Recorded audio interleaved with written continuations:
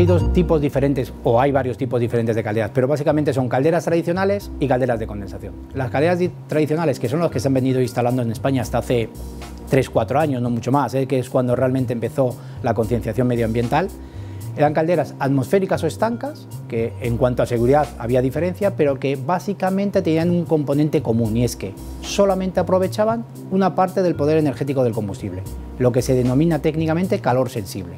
Todo el calor latente, es decir, todo el vapor de agua que se va por la salida de gases quemados, se perdía.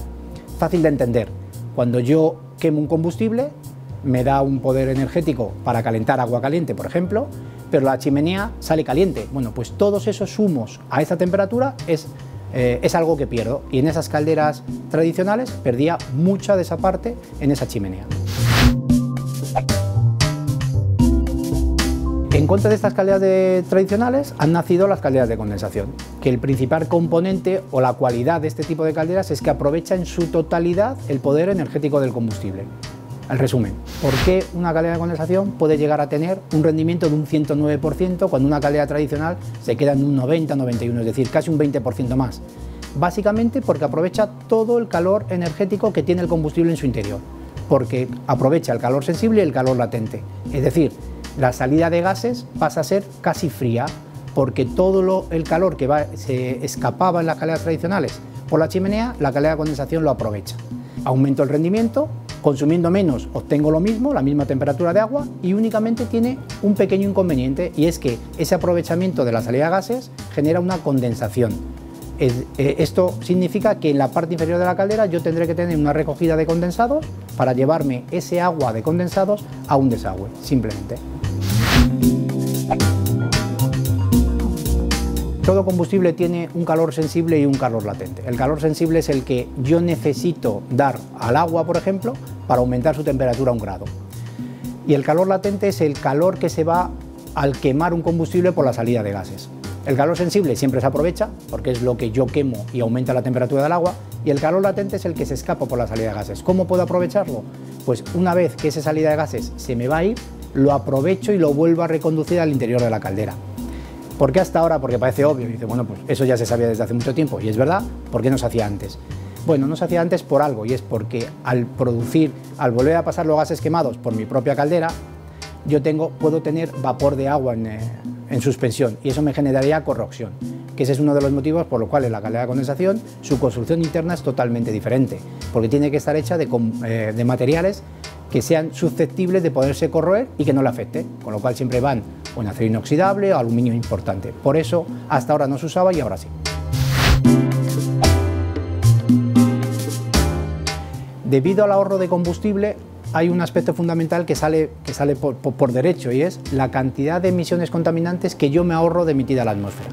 Siempre que hay una combustión de un combustible, siempre se emiten varias partículas contaminantes, como son CO2 y NOx, que son las que siempre se les atribuye, porque es verdad, que afectan para generar efecto invernadero o lluvia ácida. Efecto invernadero CO2 y lluvia ácida el NOx, algo que estamos de sobra conocidos por todo el mundo. Había un estudio hecho que en los años de bonanza de España, donde se instalaban 450.000 unidades de calderas modulares a la atmósfera, si hubiesen sido todas de calderas de condensación, en un solo año yo me hubiese evitado emitir hasta 90.000 toneladas de NOx a la atmósfera.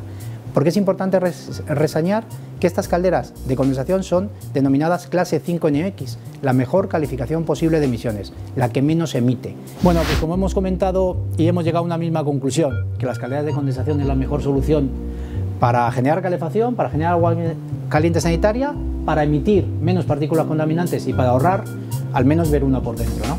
Lo importante, aparte de todos los componentes que tiene una caldera de condensación, como es válvula de gas, bomba, display digital, es que todo lo que esté en contacto con el agua, sobre todo el intercambiador de calor, esté construido en acero inoxidable. Como veis, la caldera de condensación, como os he dicho, aunque no estéis acostumbrados a ver otras calderas tradicionales, la construcción es bastante diferente, porque lo primero, y como os decía, toda la construcción en contacto con agua tiene que ser de acero inoxidable, o lo mejor es que sea de acero inoxidable. En nuestro caso trabajamos en este modelo concreto, que es la Bluelis Pro, la caldera de condensación más pequeña del mercado. ¿Veis qué dimensiones tiene? Por consumir menos, por emitir menos partículas contaminantes, lo que no podemos es hacer una caldera grande.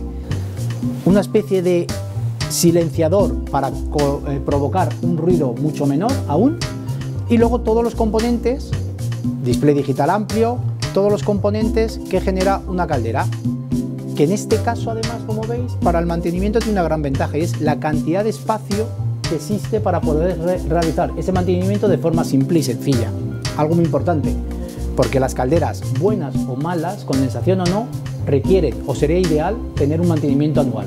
Siempre es importante para mantener esos rendimientos altos y para asegurar la fiabilidad del producto. En este caso, de forma muy sencilla. Con lo cual, como estáis viendo, es una caldera muy pequeña, en 25 o 32 kilovatios. Fijaros que con 32 kilovatios podemos llegar hasta viviendas más o menos de unos 300-350 metros cuadrados y poder dar hasta 20-22 litros minuto en agua caliente sanitaria, con lo cual es una parte muy importante de confort y de seguridad para el usuario, porque la inversión es algo mayor en el inicio, pero se amortiza en 3 años, porque tiene menos partículas contaminantes a la atmósfera, porque poco a poco Europa nos está obligando y nosotros somos conscientemente claros que tenemos que ir hacia ese camino.